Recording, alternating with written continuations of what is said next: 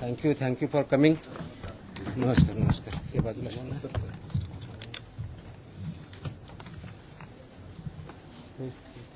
आपल्या फोडला बोलला तुम्ही बसा.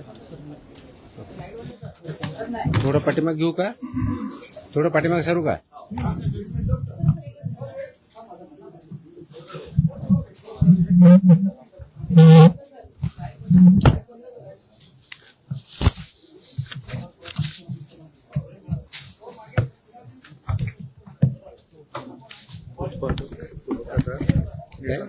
उत्पादक मॅन्युफॅक्चरर हे 260 सापडले पूर्ण. रिपीटेड कसे? नाही वेगळे. हे पुरवठादार 248 आणि ट्रान्सपोर्टर 190, टोटल 700. कधीपर्यंतचे? हे 10 वर्षातले गेले. आणि रिपीटवाले वेगळे? रिपीट येणार हे डिव्हिजन वाईज आहे. डिव्हिजन वाईज रेट टेबल नाही झालं सर पूर्ण, पण कॅल्क्युलेट करून घेतलं. ठीक. करूया चालू.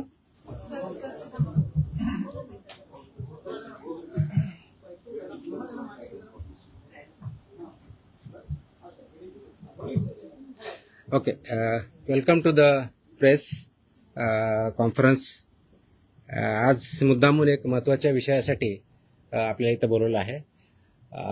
गेल्या अनेक वर्षापासून आपल्याला माहिती आहे की महाराष्ट्रामध्ये गुटखाबंदी केलेली आहे. आपल्या FSSAI ॲक्टच्या सेक्शन 30 अंतर्गत प्रतिबंधित जे फूड आयटम्स आहेत त्याच्यामध्ये गुटखा आणि तत्सम आयटम जे आपले आहेत त्याच्यावरती गुटखाबंदी केलेली आहे. त्याच्यावरती आपण अनेक वेळा कारवाई करतो, रेड्स करतो, फाईन करतो, FIR करतो. त्याच्यामधल्या प्रोव्हिजननुसार जेल पण होते, प्रॉसिक्युशन पण चालू आहेत.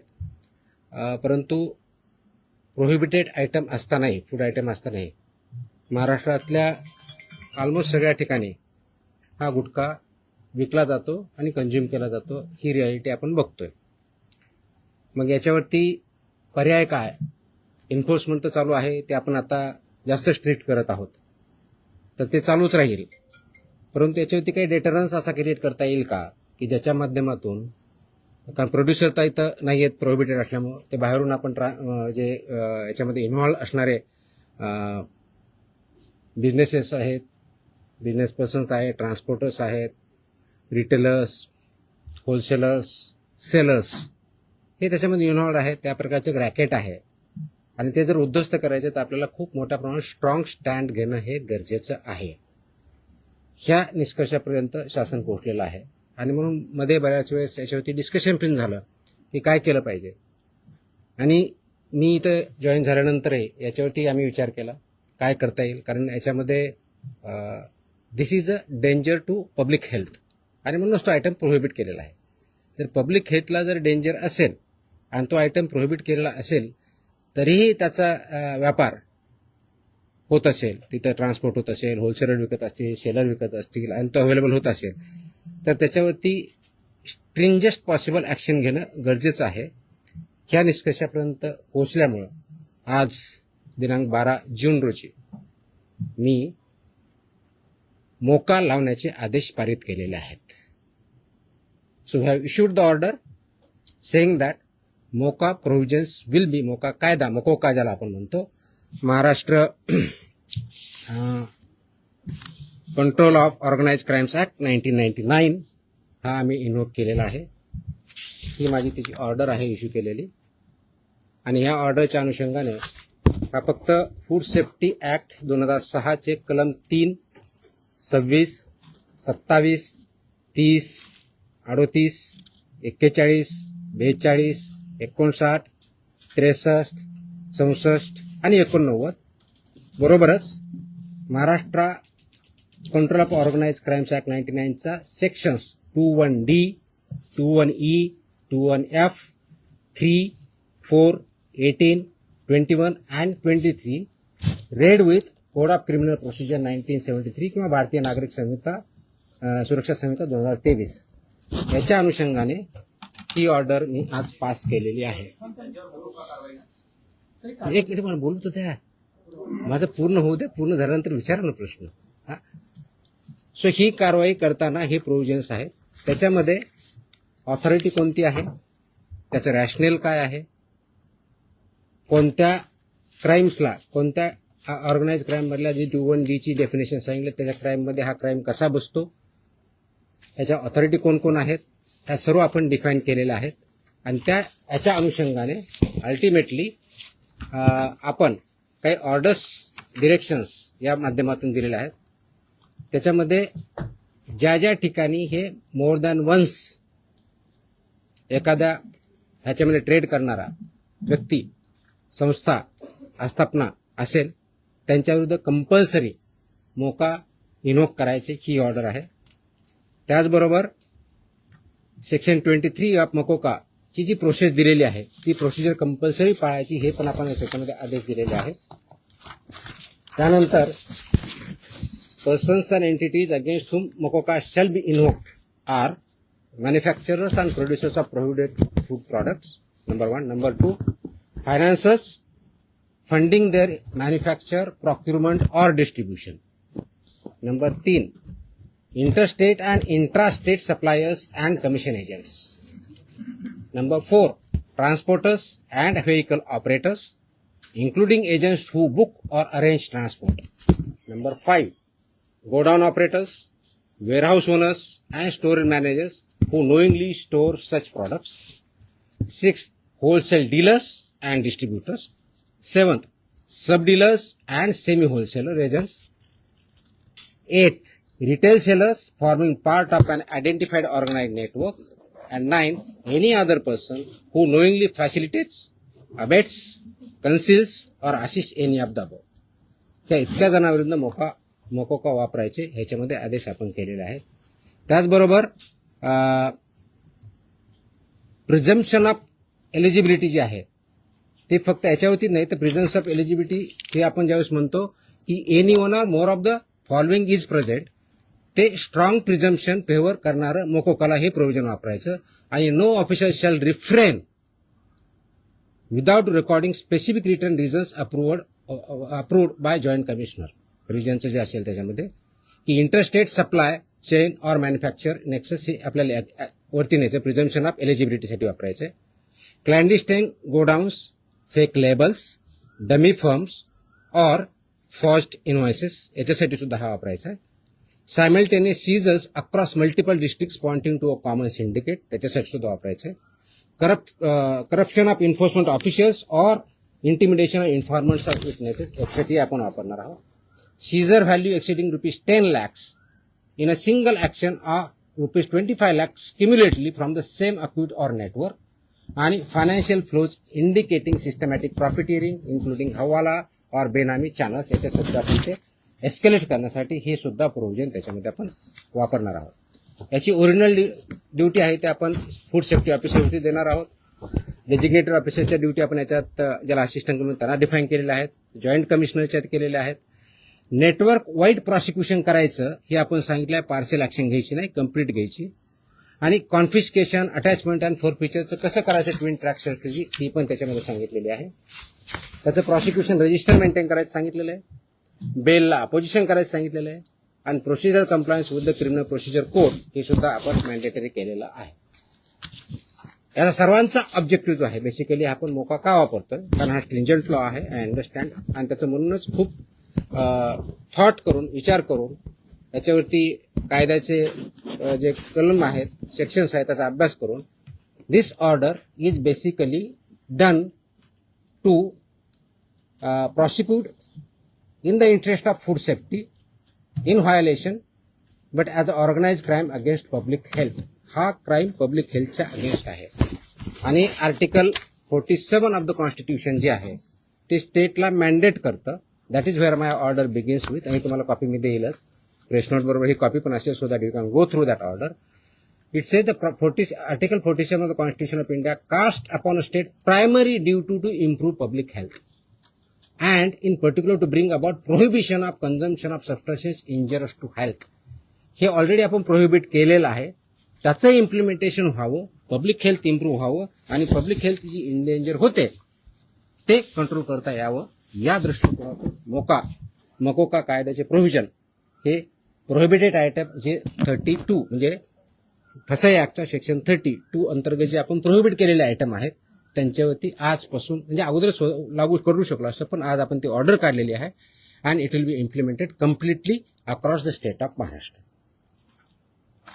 सर, जो कायदा केला तर फॉरवर्ड शोधली जाते दुकानामध्ये पान मसाल्याच्या पुड्या आणि सुकी पुडी जे आहे ते मिक्स केल्यानंतर गुटख्यासारखा पदार्थ तयार होतो. अशा पद्धतीने चालकीला कसं रोखलं जाणार, कारण तो स्पेसिफिकली गुटखा या टायटल खाली विकला जातो. त्याच्यामध्ये मिसलिडिंग ॲडव्हर्टिजमेंट ऍक्ट आहे. तुम्हाला काही दिवसापूर्वी कारवाई केलेली बघितली. फसाईमध्ये सुद्धा मिसलीड करणं, लेबलमध्ये चुकीची माहिती देणं, इन्ग्रेडियंट चुकीचे असताना वेगळा क्लेम करणं हा सुद्धा गुन्हा आहे. त्यानुसार आपण कारवाई करतो त्याच्यावरती. तर ही जी चालाकी केली जाते, दिस इज मिसलिडिंग. तर मिसलिडिंगला कायदा आहे. दुसरं मिश्रण जे असतं ते पान मसाला त्याला सुद्धा याच्या अंडर घेतलं जातं ते तंबाखू मिश्रण. मी तेच सांगतोय की आपल्याला कोणताही एखादी ज्यावेळेस प्रॉडक्ट असतो त्याच्यावरती लेबल कोणतं असावं, ते कोणत्या स्टँडर्डचं असावं, त्याच्यामध्ये कोणते कोणते इन्ग्रेडियंट असावे, त्याची काय व्हॅल्यू आहेत वेगवेगळ्या, त्या मॅन्डेट दिले, त्याचे रेग्युलेशन्स आहेत. फसाईमध्ये रेग्युलेशन्स दिलेले आहेत, व्हेरी क्लिअरली दिलेले आहेत. त्याचबरोबर ॲडव्हर्टायझिंग आणि मार्केटिंगचे सुद्धा रेग्युलेशन्स क्लिअरली आहेत. त्याचं व्हायोलेशन जिथं जिथं होतं त्या प्रोव्हिजनचा वापर आम्ही तिथं करणार आहोत. सर, याची जेव्हा कारवाई केली जाते तेव्हा लोकल पोलिसांची भूमिका खूप महत्वाची असते. स्पेशली बीट मार्शल आणि यांचा जो व्हिजिलन्स असतो तो अनेक वेळा नेक्सस तिकडे दिसून येतो अनेक पानटपऱ्यांवरती. ते कसं ब्रेक केलं जाणार, कारण आपल्याकडनं कडक कारवाईची तरतूद सगळ्यांकडून. त्याच्यामुळे तुम्ही जर आता मी वाचलं व्यवस्थित ऐकलं असतं तर त्याच्यामुळे तुमच्याकडनं प्रतिक्रिया त्याच्यावरती अपेक्षित. पोलीस आणि नेक्सस या ठिकाणी it's not about police or FDA किंवा food safety officers. It is the holistic. याच्यामध्ये कंझ्युम करणारा आहे तेवढा जबाबदार आहे, विकणारा आहे तेवढा जबाबदार आहे, इन्फोर्स न करणारा आहे तेवढा जबाबदार आहे. जो कोणी जबाबदार असेल आपण त्याच्यावरती कारवाई करणार आहोत आणि स्ट्रिक्ट करतोय. तुम्ही गेल्या काही दिवसामध्ये बघितलं असेल, हा ज्यावेळेस प्रोहिबिट केला त्यावेळेसचा उद्देश हाच होता, ही it's a danger to public health. आणि ते जर टाळायचं असेल, कारण याच्यामधून काय काय आजार होतात हे मी वेगळं सांगण्याची गरज नाही. It's documented, it's in the public domain. ते करण्यासाठी आपल्याला स्ट्रिंजंट ऍक्टचे प्रोव्हिजन आपण आज का इन्व्होक करतोय, कारण जेवढ्या इफेक्टिव्हली आपल्याला करायचं होतं तेवढं होऊ शकलं ना. हा डेटाच्या आधारे तुम्हाला मी डेटा सांगतो, म्हणजे जस्ट फॉर इन्फॉर्मेशन आपल्याला हा एक असेल की आतापर्यंत गेल्या 10 वर्षात ऑलमोस्ट आपण FIR किती केलेले आहेत महाराष्ट्रामध्ये. 32चा FSSAचा जो सेक्शन प्रोहिबिट केलेला आहे याच्यावरती. जे मॅन्युफॅक्चरर्स आहेत त्यांच्या विरुद्ध 260 मॅन्युफॅक्चरर्स FIR आहेत आपले. जे पुरवठादार आहेत सप्लायर्स ते 248 आहेत आणि पर्सन्स जे आहेत ते असे 190, असे 703 ट्रान्सपोर्ट कोणते हे ट्रान्सपोर्ट सॉरी ट्रान्सपोर्टर म्हणजे उत्पादक 260, सप्लायर्स 248 आणि ट्रान्सपोर्टर्स 190 असे 703 FIR आहेत. सो FIR काय कमी केलेत अशातला भाग नाही. त्यांचं प्रॉसिक्युशन, त्यांची पुढची प्रोसेस आपण करतोय. पण आपल्याला अजूनही त्याच्यामध्ये कम्प्लीट याच्यामधून खरोखरच हद्दपात करण्याच्या दृष्टीने, कारण याच्यातून झाला नाही तर पुढची स्टेप आपण घेतोय आणि ती आज आपण घेतलेली आहे. Yes please. पदभार स्वीकारला एक मिनिट. गुटखा हा 2 नंबर धंदा आहे आणि याच्यामध्ये खूप मोठं अर्थकारण आहे आणि ज्याच्यामध्ये पोलीस प्रशासन सुद्धा मोठ्या प्रमाणात, खास करून बॉर्डरवरचे जे जिल्हे आहेत किंवा बॉर्डरवरचे जे पोलीस स्टेशन आहेत तर तिथून मोठ्या प्रमाणात गुटखा सप्लाय होतो. आता मी ज्या भागात धाराशिव जिल्ह्यामध्ये पोलीस स्टेशनच्या मोठ्या प्रमाणात पोलीस प्रशासन काही गाड्या पकडतं, काही गाड्या सोडतं, असं पण आपण मी जे सांगितलंय की दोज हु आर रिस्पॉन्सिबल त्यांच्यावरती आपण कारवाई करणार, कुणी असू द्या. म्हणजे माझे अधिकारी होऊ शकतात, इन्व्हॉल्व जर असतील तर दुसरे कुणी असू शकतात. त्याच्यामध्ये एड्स, अबेट हे शब्दप्रयोग आपण जे केलेले आहेत त्याच्यामध्ये त्यांचं इन्व्हॉल्वमेंट जर सिद्ध झालं तर आपण त्यांच्यावरती कारवाई. नाही FIR आतापर्यंत झालेले आहे, पण ते प्रूव्ह करण्यासाठी, you are not getting my point, ते प्रूव्ह करण्यासाठी लेट मी आन्सर दॅट. ते प्रूव्ह करण्यासाठी आपल्याला ते डॉक्युमेंटरी एव्हिडन्स लागतील, आपल्याला एव्हिडन्सेस लागतील. असे आपल्याकडे सापडले तर डेफिनेटली आपण कारवाई करू. याच्यामध्ये आमचे काही अधिकारी इन्व्हॉल्व आहेत असं खूप अलिगेशन होतात, कंप्लेन येतात, आम्ही त्या व्हेरीफाय करतो. पुढच्या काही दिवसामध्ये असे काही अधिकाऱ्यांचं इन्व्हॉल्वमेंट आहे किंवा नाही याच्याबद्दलचे इन्व्हेस्टिगेशन आमच्याकडे सध्या चालू आहेत. त्याच्यातून जे रिझल्ट येतील ते आपल्यापर्यंत येतीलच. सर, आपण पदभार स्वीकारल्यापासून अनेक कारवाई केलेल्या आहेत. आतापर्यंत जेवढ्या कारवाई झाल्या साधारणपणे किती कारवाई झाल्या, किती? तो डेटा मी प्रेसमध्ये दिलेला आहे ना. नाही, मी डेटा मी प्रेसमध्ये दिलेला आहे. टीव्हीला त्या बाईट स्वरूपात नाही, मग टोटल आता काही कारवाई केल्या खूप केल्यात. दररोज मी प्रेस देतोय. आणि किती आहे देतो. Yes please. प्रोहिबिटेडची एका वेळेस एक minute. I answer every question. Let me I come to. हां,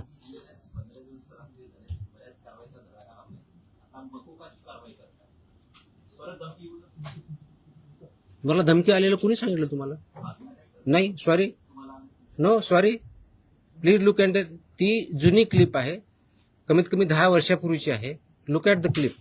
आताची क्लिप नाही याची ती. दॅट वॉज नाही मला नाही आलेलं. That clip if I remember correctly, मला आठवत नाहीये, इफ आय रिमेंबर करेक्टली बहुतेक ती पुण्यातली क्लिप आहे, फिनावाजीन पीएमपीएम आहे. चेकआउट तुम्ही बघा, ते क्लिप आताची नाही, मला कोणतरी पाठवली, मला कोणतरी विचारलं, मला अशी धमकी नाही आलेली. येतो मी त्यांना Let us focus on this. There are so many issues. Let us focus on this. Please. थोडं I'll answer on this only. 2 दिवसापूर्वी संभाजीनगरमध्ये एफडीएच्या पथकावर दगड फेकला आणि अधिकाऱ्यांना स्कॉर्पिओ गाडी त्यांच्या अंगावर आणण्याचा प्रयत्न केला. त्यांच्यावर पण मोकोका अंतर्गत कारवाई होती. आता हे जे मी exactly that's what I am saying. कारण मोकोका क्लॉज वापरण्यासाठी ज्या काही प्री कंडिशन्स आहेत त्या फुलफिल झाल्या, डेफिनेटली करणार आम्ही. कारण त्याला एका गुन्ह्यासाठी होत नाही, it has to be more than 1 offence in last 10 years. त्यांच्यावर जर झालेलं असेल तर डेफिनेटली आम्ही करू, कारण त्याचं कंडिशन फुलफिल करायला पाहिजे.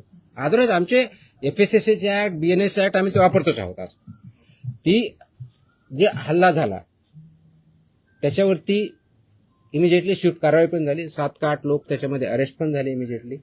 I spoke on with DGP also. DGPने सुद्धा इमिजिएटली त्याच्यावरती रजिस्ट्रेशन म्हणून कारवाई केली. अँड अशा प्रकारचे हल्ले आम्ही भिणार नाही. Very clearly will protect our officers आणि those who take law into their hands will show force of the law. एक मिनिट. येस नाही, बाजूला तुमच्या. बताऊंगा. मेरी हिंदी इतनी अच्छी है ही नहीं, जितनी भी टूटी फूटी है उसमें बात करूंगा. बोलूंगा. एक मिनिट, तुम्हाला उत्तर दिलं ना मी. आपण एकदा मराठी पूर्ण करून घेऊया, मग आपण अरे थांबा ना, तुम्ही मी इथंच आहे, मी कुठे पळून नाही चाललोय. सिस्टमॅटिक होईल. भिवंडीमध्ये जे आहे ते नकली एफडी अधिकाऱ्यांना अटक करण्यात आलेली आहे. त्यामुळे कशा पद्धतीने जर एखाद्या वेळी आपण ज्यावेळी धाडी टाकतो, आय कार्ड असतं ऑफिसरकडे. Simple. My officers wear I card. Very clearly they show the I card. या प्रतिबंधित माल जो आहे तो बऱ्याचदा गुजरात सारख्या राज्यातून मुंबईत येतो, खास करून गुटखा असेल किंवा बऱ्याचदा भेसळयुक्त खावा देखील गुजरातवरूनच मुंबईमध्ये येतो. वाहतूक व्यवस्था करणाऱ्या अनेक लक्झरी बसेस असतात, टुरिस्ट गाड्या असतात किंवा ट्रक. यासाठी आरटीओची काही मदत वगैरे घेणार? मी आता वाचताना वाटलं इन्क्लुडिंग ट्रान्सपोर्टर्स. आरटीओची मदत घेणार? सगळ्या एजन्सी एकत्र काम करत असतात. त्याच्यामध्ये सगळ्याच एजन्सी काम करतात. आपण याच्यामध्ये मकोका लावताना किंवा हे करताना इव्हन आताचे जे FIR होत आहेत त्याच्यामध्ये आपण फक्त विकणाऱ्याला करत नाही, त्याचा ट्रान्सपोर्टरला पार्टी करतोय, त्याचा डिस्ट्रीब्युटरला पार्टी करतोय, तुमच्या ओनरला. मी तुम्हाला लिस्ट पण दिली. तर इथून पुढचे आता आल्यापासून FIRचे हे it will be right from manufacturer to seller. आताही होत आहेत, अजून जास्त स्ट्रिंजंटली होतील. So they are responsible. कायद्यामध्येच व्हेरी क्लिअरली त्याच्यामध्ये कुठेही डाऊट नाही त्याच्याबद्दल. याच्या बाहेर नका विचारू, जो आपला विषय चालला तेवढाच विचार. नाही, संबंधित नाही, आजच्या विषयाशी संबंधित.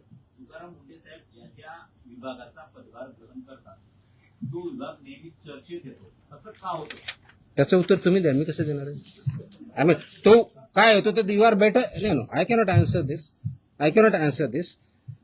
सिम्पल. कारण काय येतो, लोक चर्चा का करतात, तुम्ही जास्त का पब्लिश करतात, का कुणी काय करतं, ह्याचं उत्तर मी नाही देऊ शकत. You have to analyse. त्याचं उत्तर मी कसं देऊ शकणार? सोशल मीडियावरती तुम्ही विचारलं प्रचंड लोकांचा पाठिंबा. We are diverting. Let us not divert. No. Publish related direct आहे.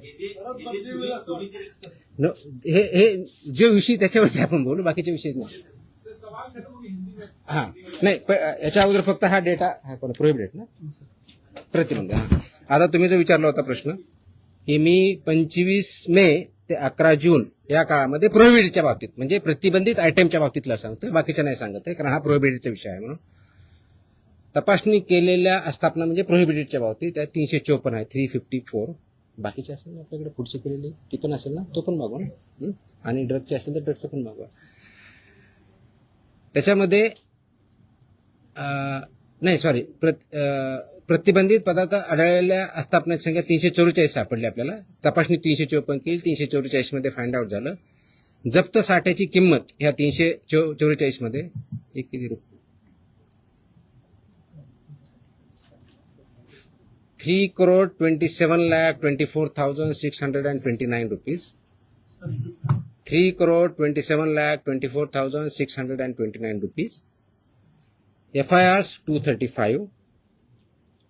Arrested people 350.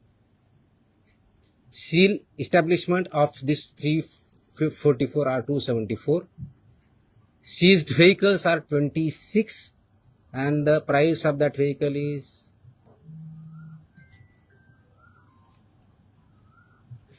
13,39,500. No, sorry, 1,33,95,000.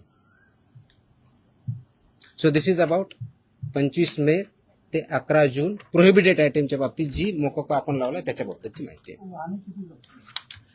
26. त्याची कॉपी पाहिजे, कॉपी द्या सर्वांना. Okay. So I am giving you the press note detail in Marathi and I am attaching the order also, so you are aware of this. Order is in English. ते आम्ही मराठीमध्ये आम्ही पाठवतो आमच्या ऑफिसला. पण बिग एक्झॉस्टिव्ह ऑर्डर आहे. जवळजवळ किती पानाची आहे?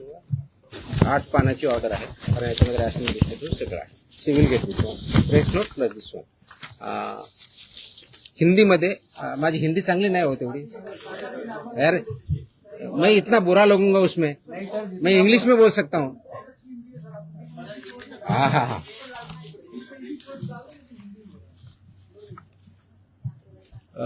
आप सब जानते हैं कि महाराष्ट्र में FSSAI एक्ट के तहत सेक्शन 30 के अंदर प्रोहिबिटेड आइटम्स है, जैसे कि गुटखा, पान मसाला, इसमें एक आइटम से प्रोहिबिटेड है. इसका मतलब ये होता है कि ये प्रोडक्ट, फूड प्रोडक्ट जो है प्रोहिबिटेड, वो महाराष्ट्र में मैन्युफैक्चर नहीं हो सकता है, ट्रांसपोर्ट नहीं हो सकता है, स्टोर नहीं हो सकता है, सेल नहीं हो सकता है. फिर भी बहुत कार्रवाई करने के बावजूद इसका सेलिंग और अवेलेबिलिटी महाराष्ट्र में कई जगहों पे पाया जाता है. इसीलिए गवर्नमेंट शासन ने ये डिस्कशन कर रही थी इस पर क्या किया जाए, कौन सा स्ट्रिंजेंट एक्ट या क्लॉज या कार्रवाई की जाए जिसकी वजह से ये एक्चुअली प्रोहिबिट होगा, क्योंकि ये this is a endanger to public health के लिए हानिकारक है. इससे पब्लिक हेल्थ इंडेंजर होती है. ये नॉलेज पब्लिक डोमेन में है. तो इसके तहत आज हमने मोकोका एक्ट जो है महाराष्ट्र का, Maharashtra control of organise crime act 1999, ये इसमें इन्वोक करने का निर्णय लिया है, लागू किया है कि जो ये बिजनेस में मैन्युफैक्चरिंग करते हैं, ट्रांसपोर्ट करते हैं, सेल करते हैं, डीलर्स है, सेमी डीलर्स है, ये सबको ये प्रोविजन के अंदर अभी कार्रवाई की जाएगी.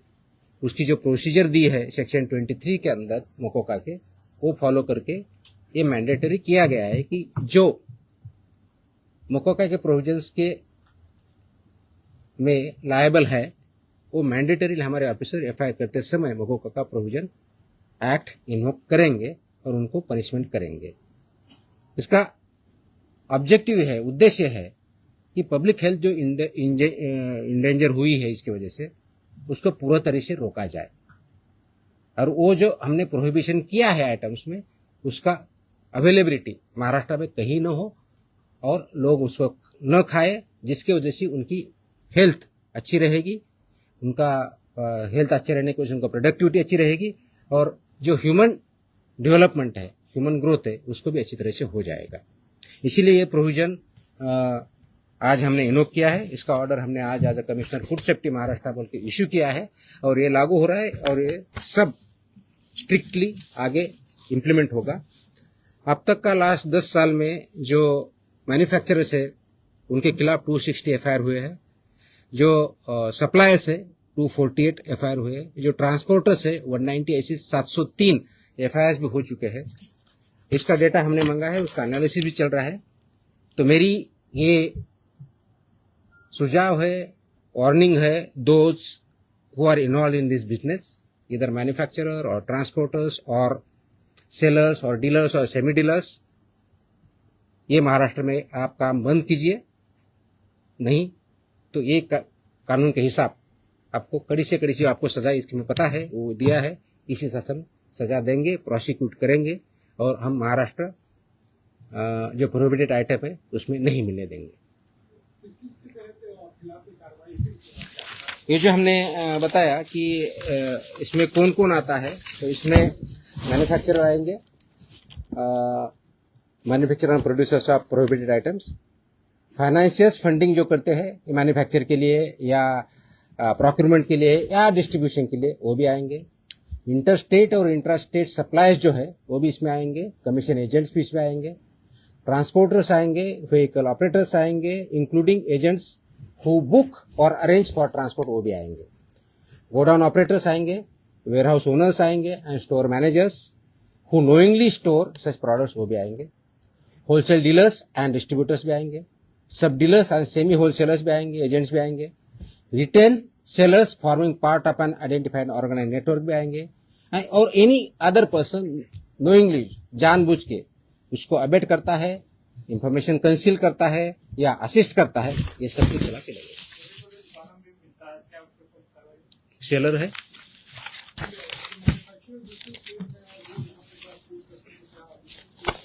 so it's a part of syndicate. Syndicate K definition में सब कुछ आया है। Organized crime. That's why it is an act. That's why this is become an organized crime, and they are working as a syndicate. That's why we are invoking this provisions. They are supporting. They are supporting.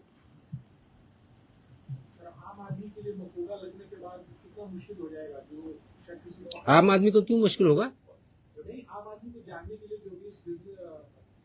आम आदमी business में नहीं है ना।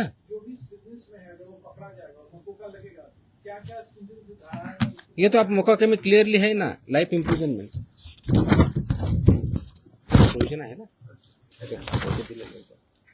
किती सजा आहे त्याची? किती वर्ष ते काढा प्रोविजन?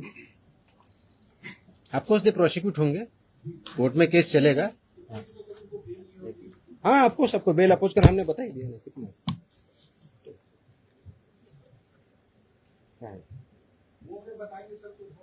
नहीं वो तो कुठे which may extend up to 10 years imprisonment, shall also be liable to fine, such property shall also be liable to be attached and forfeiture। और रिपीट है तो उसके फिर और बताए, यहाँ इम्प्रिजनमेंट प्रॉपर्टी भी सीज होगी। नाही हे विषय संपवल्यानंतर आपण दुसरा आता, ठीक आहे? तुमचे प्रश्न संपत नसतात कधी, मला माहिती आहे। आय थिंक झालं ना आता हिंदीमध्ये। हा येतो येतो येतो येतो येतो येतो येतो एक विषय संपला, आता हा विषय संपवत आपण। माझी अशी अपेक्षा आहे आपल्याकडून, प्लीज याला चांगली पब्लिसिटी द्या।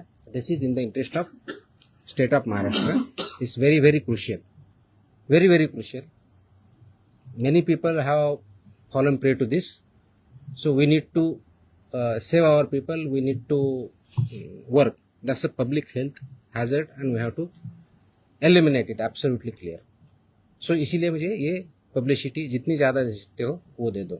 That is my request.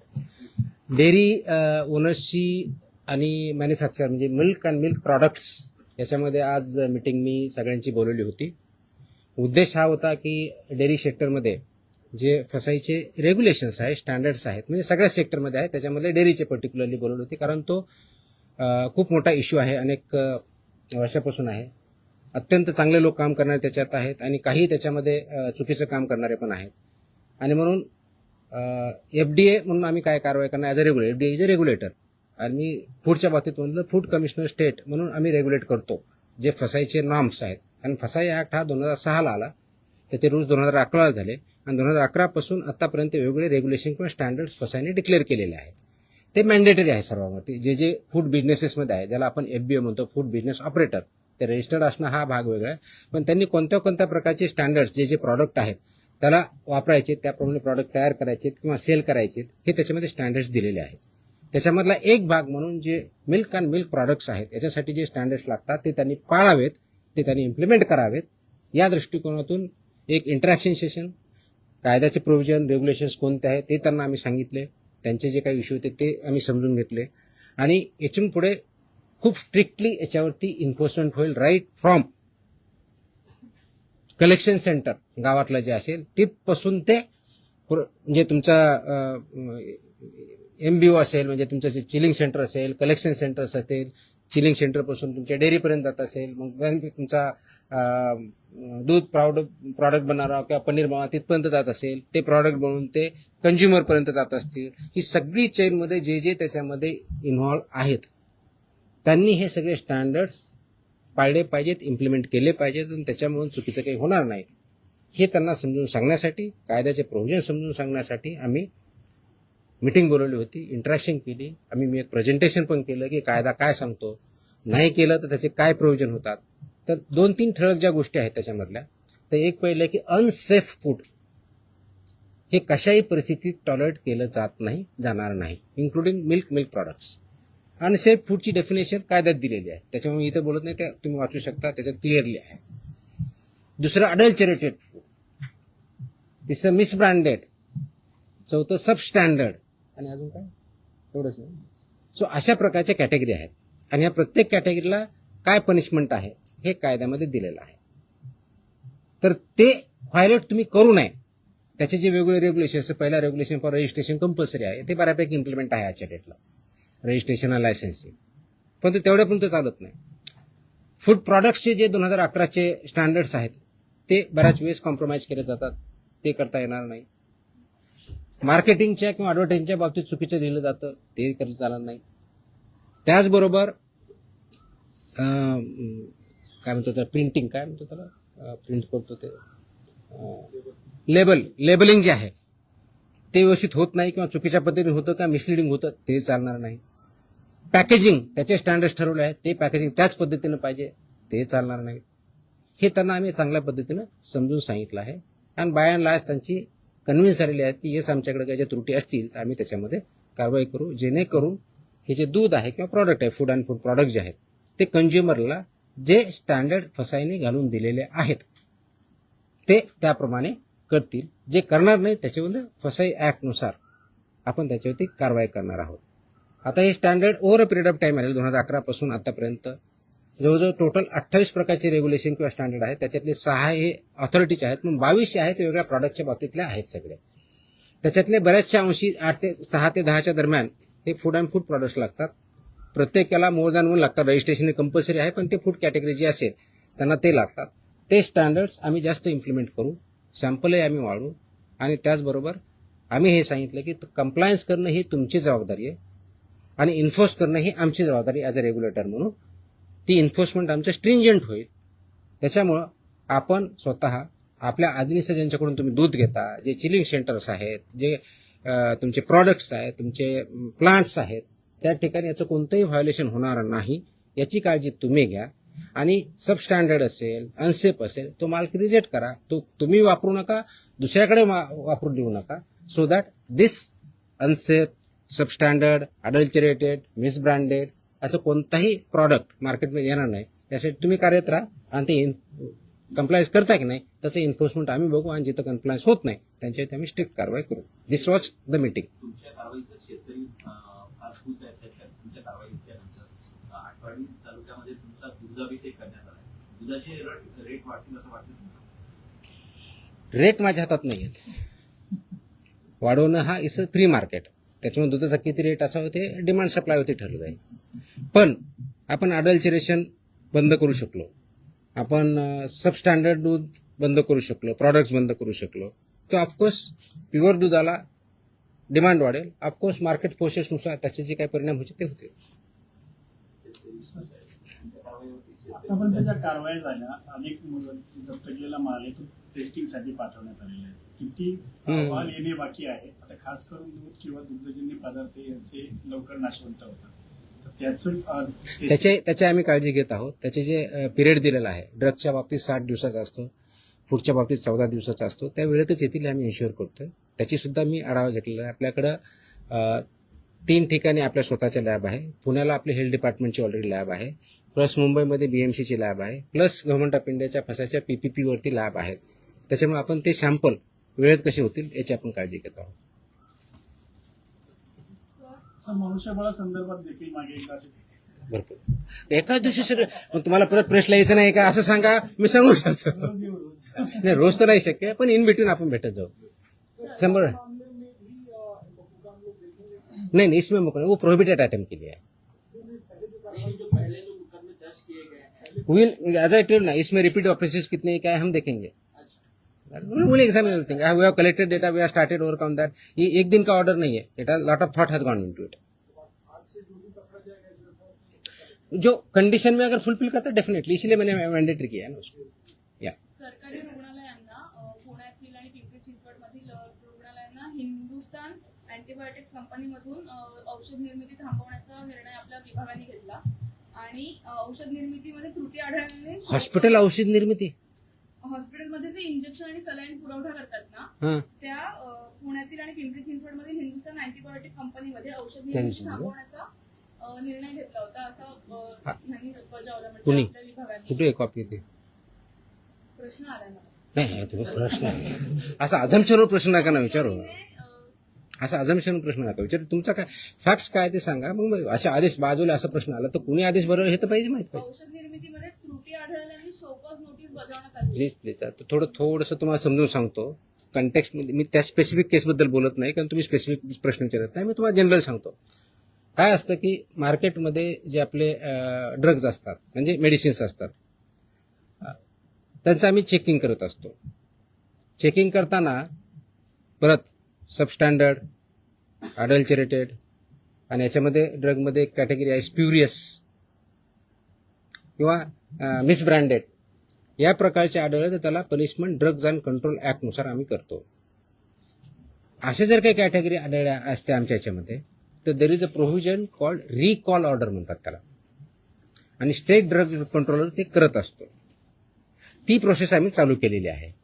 म्हणजे आम्ही कुठं आम्हाला कंप्लेंट आले, मी व्हेरीफाय केलं, आम्हाला वाटलं, आम्ही सॅम्पल घेतले, त्याच्यातून आम्हाला ह्या 4 कॅटेगरीपैकी जी कोणती आलेली आहे तर तो प्रॉडक्ट मार्केटमधून, फक्त हॉस्पिटलमधून नव्हे, मार्केटमधून आम्ही रिकॉल करतो. त्या कंपनीला सांगतो आणि त्याची मी पब्लिसिटी पण करतो. तर तशा प्रकारच्या ऑर्डर आम्ही ज्या केसेसमध्ये आम्ही ते recall order drug control, state drug controller who is sitting here, म्हणजे इथं जे आपण जॉईंट कमिशनर ड्रग HQ म्हणतो, he is a state drug controller, तर त्यांच्या मार्फत इश्यू करतो आणि ते कंप्लाय करतो. पर्पज असा असतो त्याच्या पाठीमागचं की जे हे चुकीचं आहे तर ते कंझ्युम होऊ नये, म्हणून ते रिकॉल ऑर्डर असते. आणि बाकीचे प्रोव्हिजन ज्याप्रमाणे FIR करून किंवा जे काय प्रॉसिक्युशन करायचे त्या कंपनीवर आम्ही करत असतो. तर अशा आमच्या पुण्यातले जे एक आम्ही हे केलेलं आहे, कोणते ते हां, पुण्यामध्ये शेड्यूल H मधले औषधे जप्त केले होते 11.19 लाखाचे. That is Cipla company. तर त्याची आमची तिथल्या लोकलने केली, पण इथून आमची ऑर्डर आज 1-2 दिवसामध्ये रिकॉलची जाईल. त्याच्यामुळे ते प्रॉडक्ट जे असतील ते पूर्ण मार्केटमधून पूर्ण अक्रॉस कुठे असू द्या, इंडियामधले कुठे असू द्या, ते रिकॉल होतील.